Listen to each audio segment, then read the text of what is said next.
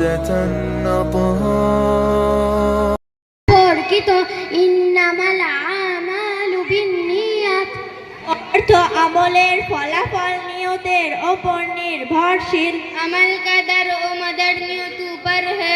Verily action are judged according to their intention.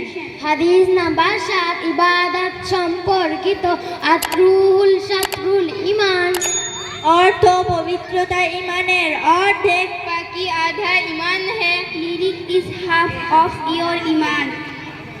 হাদিস number 8 লেনদেন সম্পর্কিত মানিন তাহাবা নুবাদাউ ফালাইসা মিন্না অর্থ যে ব্যক্তি অপরের কোনো জিনিস ছিনিয়ে নেয় সে আমাদের অর্থাৎ মুসলমানদের অন্তর্ভুক্ত নয়।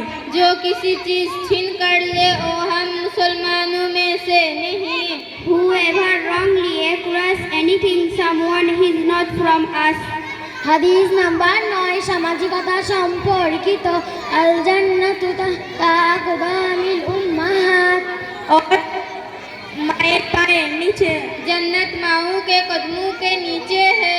जन्नत lies beneath the feet of mother। হাদিস নাম্বার 10 আচার আচরণ সম্পর্কিত ইলজানিবুল ওয়াজাবা অর্থ রাগ থেকে দূরে থাকো, गुस्सा से बचो। Avoid anger। अस्सलामु